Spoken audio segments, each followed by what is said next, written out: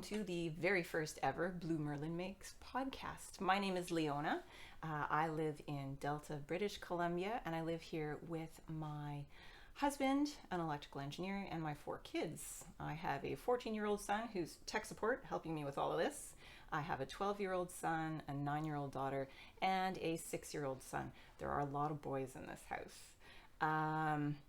Right. What else do I need to cover? You can find me at Blue Merlin Makes. I'm most active on Instagram. That's my favorite platform to be. I don't really use anything else. Yeah, and I have an Etsy shop under the same name. I think that's the obligatory stuff, and I'm trying hard not to look at my monitor. I'm trying to look at the camera. Forgive me if I do look down because I'm new to all of this. What else do I need to cover? I've told you who I am, where I live. Weather, I'm looking out the windows here. It's beautiful out. We have a gorgeous day today after an awful lot of rain and a lot of wind.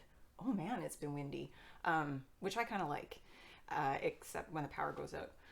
Then it's not so much fun. My husband and I, we don't mind so much, but the kids, you know, when the devices don't work, when there's no night lights, no electricity, they're not so happy. Yeah. And I've said too many times already, and I'm rambling. Right. What else can I tell you?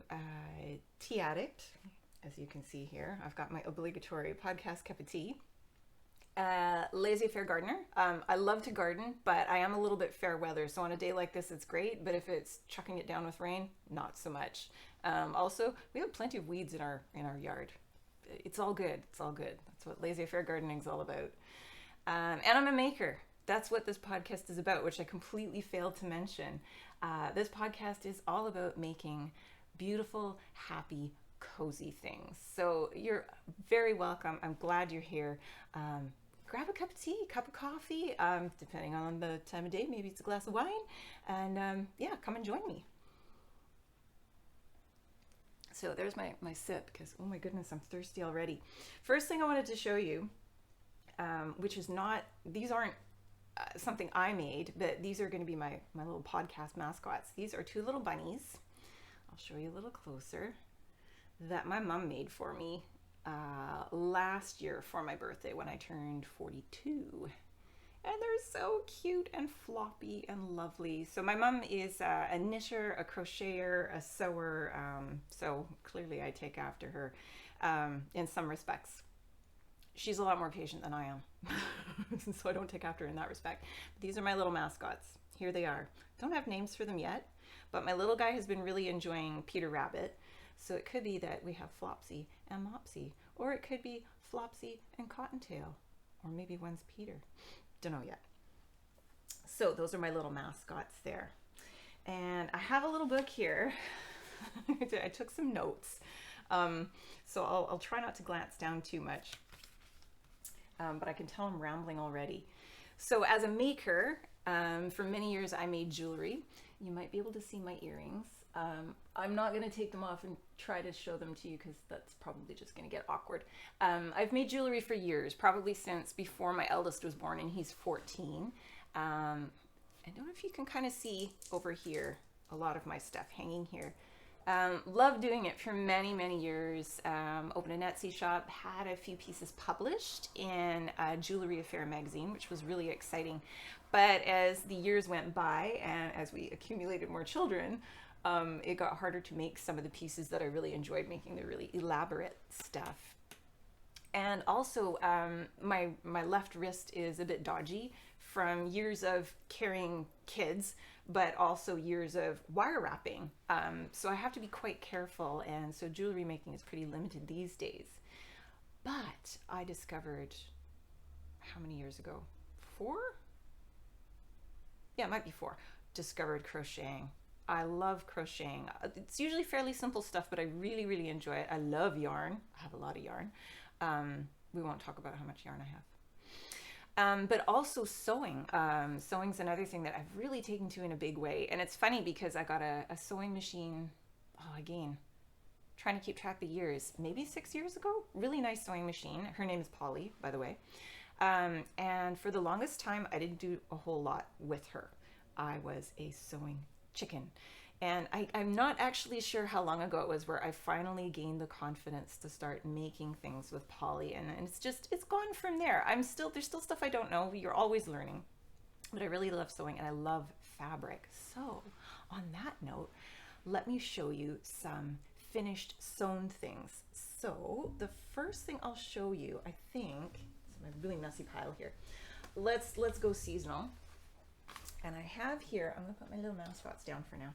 I have here some little Halloween bags. So they're really simple. And let's get that showing the right way. And these are made with fabric from Bell and Boo, which is a UK fabric company.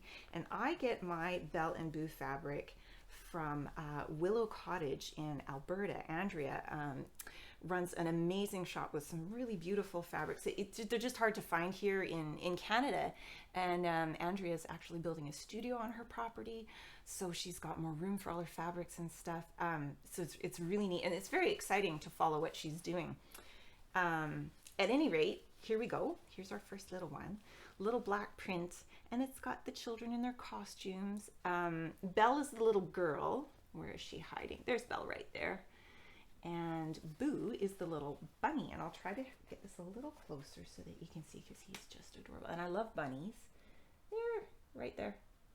There's Boo peeking out. So that's the first one I did, and that one actually still needs top stitching. Haven't done that yet. And here we have another one, and this is just Boo in the jack-o'-lanterns. I'll just make sure that you're actually seeing that. And this one here is kind of a creamy colored one, and this is one with all the children in their sweet costumes.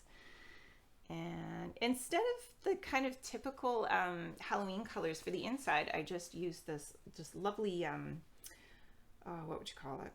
Aqua, turquoise? It doesn't matter. Anyway, it does echo the little ooh, I'm not holding that high enough. It echoes the color in the little wagon there. And I thought that was kind of fun, rather than doing a really dark interior. So this one here kind of has a straw colored interior.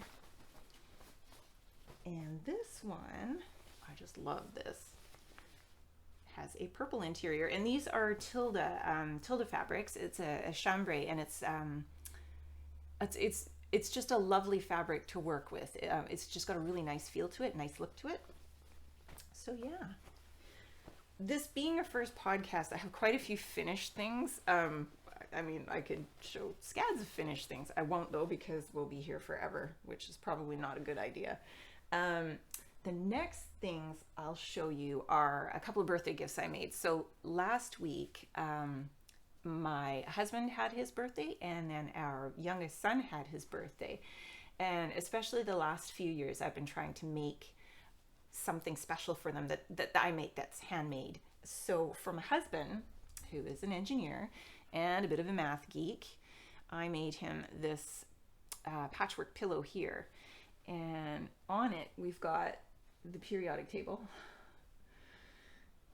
I've got to get the whole finger motion thing I've got to work on. And then on this side here we have various math symbols. Now, math and I are not the greatest of friends, but my husband, being an engineer, he likes math and he uses it every day. And I just thought this was really, really fun. The fabric is pretty unique, and it was from a shop called Fabric Geek. Whether they still carry these particular prints or not, I don't know, but I do know they carry a lot of really fun prints and things like that. And for the back, it's an envelope back, so you can pop your pillow in there. I used some turquoise gingham, and it worked really well with the fabrics on the front. And I was really pleased how it turned out, and he really likes it, which is perfect. And then for my little guy, who turned 6, Timothy, he is a real Nintendo fan, and he loves Kirby. If you've ever heard of Kirby, if you have kids, you'll probably know what I'm talking about. Kirby's a big pink puffball with a big smile. But he also really likes Mario and the different Mario characters. So again, these prints are from Fabric Geek. And this is a book pillow. Not that he's been using it as such. I think he was sticking little stuffies in here. but it's got this fun pocket on the front that I've lined with some yellow gingham. His favorite color is yellow. And the back with some, this is probably Kona solids, something like that. At any rate, it matches really well with the fabric on the front. So that was one of his birthday presents, and he really likes that. This, now I sewed this up without needing a pattern. The pattern itself is, I believe, from the polka dot chair. And what I'll try to do is either in beneath the video, I'll try to put the information, or I'll pop it in somewhere. My 14-year-old's going to be teaching me lots of editing skills, so that'll be interesting. We'll see if he loses patience with me first, or if I lose patience with him first. I don't know. We'll find out. It'll be interesting. But yeah, I'm really happy with these pillows. I really enjoy making them, and I can see making a lot more. In fact, I ordered some, it's called fusible fleece, and that's something you can iron to your fabric to give it a bit of sturdiness. And I ordered some more of that because, oh, I have some beautiful fabrics to show you that will make really, really beautiful pillows. And I'm going to take a sip of tea because I realize I am speaking a little quickly. I will try to slow down. That is out of nervousness a little bit. I will try to slow it down a bit. The tea I'm drinking, oh, I should mention that. First of all, this mug is fabulous. It's meant to look like a birch tree. Oop, there we go. And I bought this a few years ago at a big craft show that that my mom and I actually, we've been going to, I want to say for like 20 years now. Probably started going in my 20s. It's called Circle Craft, and it's held in downtown in Vancouver, and it runs for, I think it's like 5 days, something like that. It's huge. It's huge.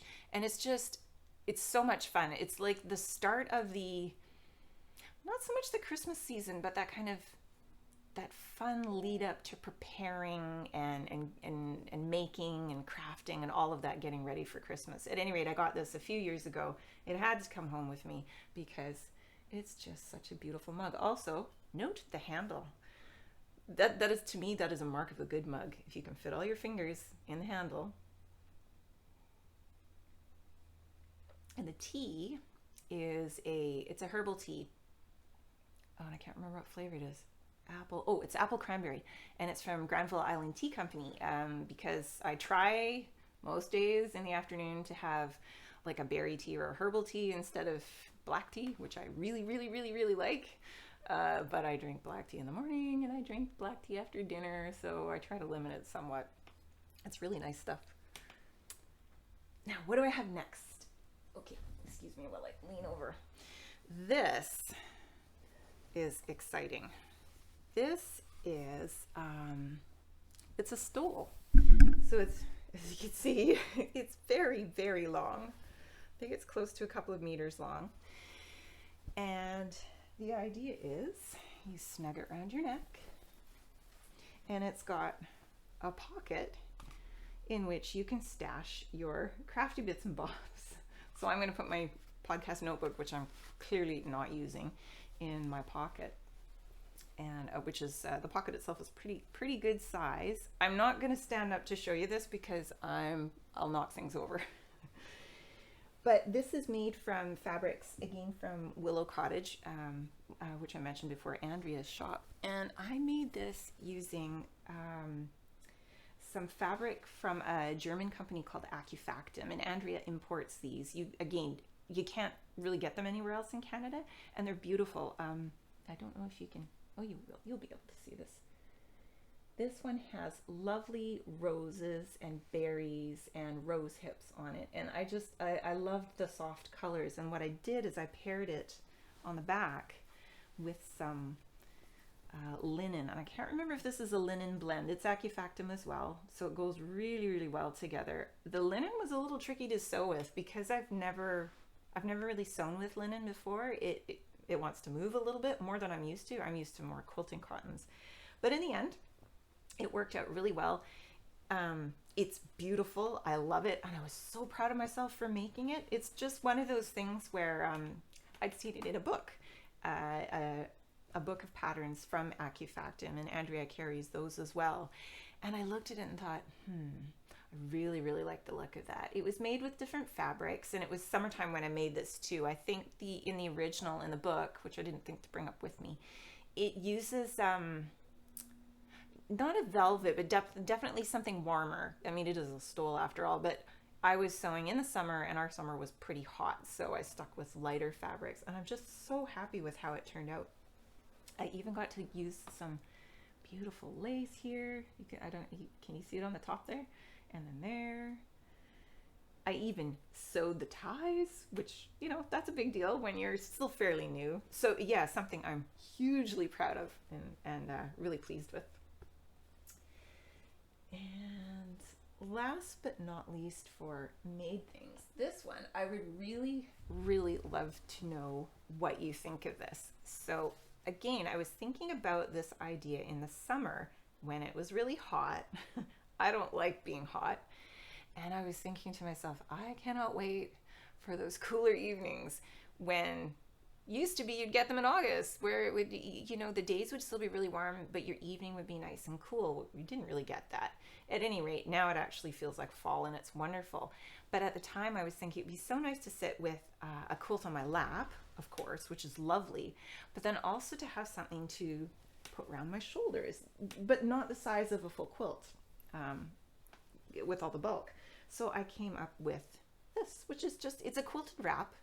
It's pretty simple, but I love it. I've been using it a lot. So, when my husband and I are watching a show, once the kids are in bed and, pajamas and house coat on kind of thing, quilt on my legs, wrap around my neck and my shoulders, and it's lovely. But I like it. I use it all the time, but I'm not quite sure let me know what you think. Leave a comment. Is that something you would use? I love this time of year because I can have the blankets out, the shawls out, all of that stuff. And I did really love the idea of having something really, really soft and comfy to wrap around me, around my shoulders. The nice thing is about it too is it's reversible. So on the front, we've got there we go. Sorry, I've got to look at the screen. We've got our lovely little birds and our lovely fairies, and I just, the colors and the whole, I don't know, it's such a whimsical, innocent sort of print. And then on the other side, and I love this red. Again, we have the little fairies, the berries, and the little robins. And let's see if I can find one. It's a little hard to see here. There we go. There's a robin right there. Let's see if I can bring it closer. Eee. A little hard to tell, but there it is. So yeah, another make that I'm really, really pleased with. Yeah, just let me know what you think. Because yeah, quite often I'll make things and think, yeah, I love this, but how many other people think the way I do? Who knows? So that's all of the stuff, some of the stuff I've made over the last, I guess couple of months. But as I said, this being a first podcast, it would be really cheating if I pulled everything out that I've made, and it would take far too long. So what I'll show you next are just a couple of works in progress, and I completely forgot to bring one up with me, but it doesn't matter. Another time, it's all good. And that is what got my crocheting motivation back. I don't know, over the summer, it could have been the heat. It could have been, I don't know what it was. Last school year was pretty stressful with various things that we won't even talk about. And I think summer was just, whew. So for whether it was that, whether it was the heat, I wasn't crocheting very much. But over the summer too, I've been watching a little bit of Kate Celine. Now, Kate's a yarn dyer. I've followed her for ages. I don't even know how long anymore. And she's so much fun. Her enthusiasm is it's infectious. And she will do either IGTV, so Instagram videos, and lately too, she's been doing longer ones and putting them on YouTube, which is great. And she's just fun. She's always been fun. She loves color. And she is a one-woman show, pretty much. I know her husband's involved in the business too, but as far as the dyeing goes, she's the person behind it. And I've slowly accumulated a collection of her yarns. And of course, I didn't think to bring my big bag of them over. never mind, it doesn't matter. Particularly mini skeins. So I've been working on this, which is a scrappy fall shawl, and I love it. It's simple granny stripe, but I don't know if you can see how beautiful these colors are. I'm not sure if the light's washing them out just a little bit. But to me, these colors, they make me think of fall. They make me think of October. It's October 1st today, and I love this time of year and everything about it. So that's been just an absolute joy to make, except that I told myself at the beginning of this I would weave in the ends. Yeah. Guess who didn't weave in the ends? Yeah, that's going to be a bit of a pain. I'm working with 10-gram mini skeins, and now I'm on to 20-gram mini skeins. So you get a lot of stripes, which is loads of fun, but it does mean 1,000,003 ends. But I can show you a couple more of the colors. So this will be going in. This one's called Toadstool. This one I actually do know the name of it. And it's got flecks of orange and brown and green and red and yellow. So there's that one. This one here, it's got some really fun neon in it. No idea what the color name is. Quite often Kate sells these in bundles. They don't necessarily have she doesn't necessarily individually name the yarns, which doesn't matter. Quite often it's a theme. Like she'll have a sunset theme or a tropical theme or that kind of thing. This one here, just look. I really got to work on where I'm holding things. But that one there, it's washing out just a little bit. It's a little deeper than that. I won't pull all the rest of them out, but this one makes me think of some of I'm looking out the windows into our back garden and I can see the trees. And this just reminds me of the leaves turning color. So that's one work in progress, a crochet work in progress. Oh, and loads of fun. I have one of Kate's little yarn holders. These are so neat. They're 3D printed. Mint green's one of my favorite colors. And so you unscrew it thus, and I'm tangling my yarn. Never mind. You got your little ball of yarn in there. So cool, because it means it doesn't get mucked up with all the other stuff I've got in my bag. So that's one crochet project that I'm working on. And then the other one is massive. This one is a kind of a long-term project. Some years ago, how many years ago? I keep doing this. I'm really sorry. It doesn't really matter, does it? When my son was, how old? Not quite 2, maybe. Yeah, 2. I decided to try out a fairly large craft show. It's actually it was hosted in someone's home, and at the time I was making jewelry, but I'd also made some felt dolls, some felt mermaid dolls, and I had bought single skeins of really pretty hand-dyed yarn to do their hair with. And then as one does when one likes yarn, you end up with more than a few of those single skeins. And because I'm a crocheter, I'm not like a knitter. I don't knit socks, which is what a lot of people will use a single skein of hand-dyed yarn for. I had a lot of these single skeins sitting around, and I thought, what am I going to do with them all? So I thought, what's a creative way of using a lot of yarn, but still making something really pretty and useful? So I came up with this, which is pretty massive now, and it is a blanket. It's a crocheted blanket, which is massively tangly. Can you tell I'm completely new at this? There's probably a better way of doing this, but oh well. I'm stuck with it. And what this is I'm holding 3 strands of yarn together. So you get quite a thick, heavy blanket, which I like. I like a nice weighty blanket. Plus it's using up a lot of my stash, which is really, really nice. And it's just fun. So you can see the different sections here.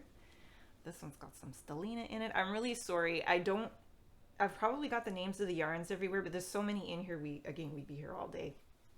This is the section I'm currently working on. And then I have to check my stash. I actually laid all of the yarns out a couple of years ago, I think, or just on our living room floor, and took a quick picture of kind of how I wanted them, how I wanted to put the colors together and kind of fade them together. And I have to constantly refer back to it when I go to decide on my next color scheme. And I've got a big bag in the corner of the room here. I have a lot of yarn up in our bedroom because otherwise it would take over the living room. And there's a great big bag in the corner that's got all of this blanket yarn in it. But it's getting pretty sizable now, which I don't know how well you can see. Again, I'm not going to stand up, but I'm certainly going to finish this section here, and probably one, if not two more. And I think I have enough sets of 3 to do 3 more sections after this, possibly. And we'll see. If it starts feeling like it's too long, then I'll stop. I'd really like to use it all though, because it's really, really fun. The stitch itself is simple. It's called an iris stitch, and you can look that up online. It's especially for a beginner. It's not hard to do at all, but it's really pretty, and it's very relaxing. The one thing I have found, I'm using a 6mm hook, and I have to be careful how much of this I work on, because it's a little bit hard on my gimpy wrist, whereas my shawl, it's just fingering weight yarn, and I can kind of keep going until my elbow starts to protest. But that's life when you're a maker, I think, especially if you've been making things for years. But yeah, that's kind of an ongoing project. Whether I finish it this winter or not, I don't know. We'll see. I have other blanket ideas that I'd really like to try out, which I'll probably talk about in another podcast. There's one pattern that I've already bought, one pattern that I plan to, both of which should be really, really beautiful. It's just my lack of patience sometimes can get in the way of that. So that's it for things I've finished and things I'm working on. I do have sewing projects I'm working on. I have them laid out I have my ironing board in our kitchen, and it looks straight out our double back doors. And my sewing machine is to the left of that. It's great because it looks straight out onto our back garden, which I keep doing. I'm sorry, I'm not looking at the camera again. And yeah, I've got bags ready to make on my ironing board. And what else have I got planned? Lots of Christmas stuff. This Christmas fabric coming.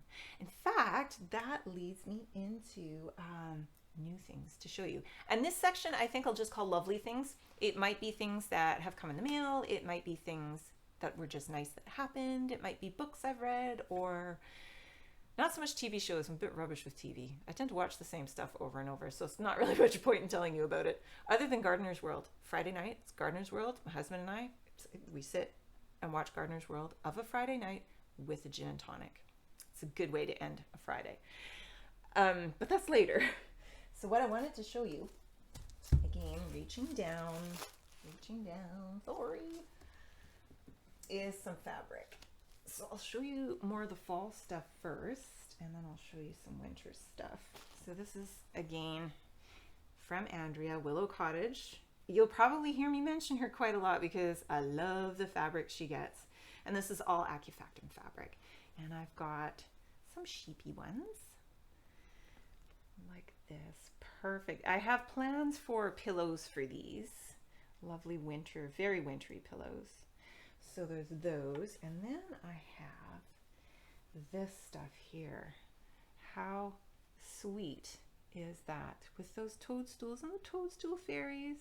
So that book pillow of my son's that I showed you looks, it looks like that with the Nintendo, the Mario fabric, but of course this is slightly more subtle. And it's a possibility of either making a book pillow with this or possibly another quilted wrap, because this is such a beautiful fabric. It should be on display. And then we've got this one here, these beautiful owls, and then sort of a coordinating sagey green polka dotty one. And same thing, either book pillows or quilted wraps. Which is kind of why I'm asking you, what do you think? What would it make more sense to use these things for? I'm just curious. These are actually kind of restocking some summer ones. So that's what I had made my stool with. And this one here is one of my absolute favorites. And this will go away probably till the summer, but it's a cottage garden, which I absolutely love. And what else have we got here? Shouldn't take too long doing this. That is just magical. Oop, there we go. Hold it up, hold it up. There. And then last but not least, we have the winter foxes. So pretty. And I love that real russet color, which is not normally a color I'm drawn to, but in this fabric, in this design, especially with the pops of blue from the little boy's shirt and his hat and scarf, I really, really like that. Right, stop looking at the screen. Sorry. Being Canadian, it's obligatory to say sorry multiple times. Anyway, on some more wintry Christmas fabric. This here arrived this week, and I'm opening it up a little bit because it's a bigger print and upside down. This one here with just that beautiful watercolor effect and the animals, just lovely.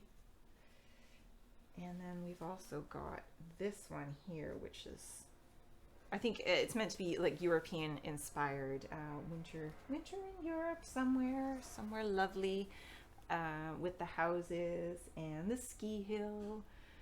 I'm not a skier by any stretch. My husband likes skiing. My kids like skiing. Put me in a nice cozy cabin where there's snow. I'll go for a walk in it, and then I'll go back and have tea and read a book. That'd be my kind of fun. But yeah, I really like that. Very sweet and whimsical. And then to go with those, just some gorgeous red, which is actually showing up really orange. Ooh. This is a really nice, cool red. It's my kind of red, but it's not showing up that way on the camera. Never mind. And what these will become, I don't know yet. I definitely want to be making stockings this year. But again, back to the pillows. Our house is going to be full of pillows and blankets. My kids joke that, they'll ask me what I'm crocheting. Are you crocheting another shawl, Mom? Yeah. What do you need another shawl for? You can't have too many shawls. You just can't. There's a shawl for every mood, every season, I reckon. Anyway, so that's that for fabric, and I have a colossal mess to clean up later, but never mind. And my mailman, bless him, he's so nice. He swung by just before he was finished his route, and he dropped off this. Needless to say, it came in a bag. But this, have I got it the right way around? This is from Sherry Iris. She is a hand-dyed yarn artist, I'll call her, because she really is, living in the UK. And she and her son have a business together. He does all the illustrations for her, like her ball bands, her stickers, and all the rest of it. Crinkle, crinkle, sorry. But I thought I would open it on the podcast. The microphone's catching all of that. That's really loud. There we go. Oh, look at these. So these are some mini skeins from Sherry Iris, and these are called the Mellow Fruitfulness Minis. So she's been doing a wildflower mini collection throughout this year, and being a complete sucker for flowers and pretty yarn, I couldn't resist. And my plan for these is probably going to be quite simple. It's probably going to be a granny stripe blanket once I've finished acquiring all of them. And I know she has another set coming out today that are gorgeous. But yeah, they're absolutely beautiful, and her colors are so subtle and delicate and very calming, I find. Another time I'll show you my little bin full of my Sherry Iris minis, and there's always a lavender sachet that comes with, so always smells amazing. I won't tell you how many of these lavender sachets I have, by the way. And there's always some tea. So some pucka tea there. 3 ginger. Have I tried this one yet? I don't know. Well, that'll be fun. I always like a new tea. So yeah, that's it for kind of goodies that have arrived in the mail this week. What else did I want to tell you about? Oh, I don't know if I completely forgot to tell you at the very beginning. I probably did because I was nervous and gabbling. Our family is kind of interesting because my husband has type 1 diabetes. My youngest son has type 1 diabetes. That's a story for another time. He was diagnosed when he was 17 months. That was interesting. And then 6 months later, he was diagnosed with celiac disease. And then when I was 40, I was diagnosed with celiac disease. So we have lots of food stuff that goes on. And what I thought is, if it's of use to anyone, or if it would be interesting, I might share just stuff we might cook or bake, for you to have a look at, to see how we manage, low carb eating on my husband's side, because he does tend to eat fairly low carb, how to juggle diabetes and celiac on my little guy's side. And of course, I'm kind of in the middle, because I'm quite happy to eat some low carb and I have to eat gluten free. So yeah, I thought maybe we could somehow fit some of that in here just for fun, if you'd enjoy that, if you'd find that interesting. I'm not an expert by any stretch, but I've learned a lot in the past. He just turned 6, 4.5 years, I guess. Yeah. Your brain sort of, there's a lot of space devoted to managing diabetes and managing celiac, which is why I do a lot of crafting too. It's stress relief. But yeah, I thought that would be kind of nice, and probably some gardening stuff here and there too, hopefully. Yeah, although it's sort of at the end of gardening season now, but it's still something I really enjoy, and I love taking pictures of my garden, and I taking little videos. It's always fun to look back on what I've done the previous year. And I know this year my husband and I both said we would sit outside. We have a lot of containers, and we were saying this has got to be the best year we've done ever. But we say that every year, so it's really funny. Yeah. So yeah, that's kind of my family life. And oh, a couple of other things I wanted to show you. That would be books, because I'm an avid reader, and my daughter, who is going to be 10 in December, she is showing exactly the same traits. It's so much fun. She eats books. She's read the Harry Potter series, I think, 3 times, and she did that when I think she was still 8 when she started reading those. So she's read those. She's read all of my Lucy Maud Montgomery books. So if you know Anne of Green Gables, that's the writer is Lucy Maud Montgomery. So there are 8 Lucy Maud Montgomery books.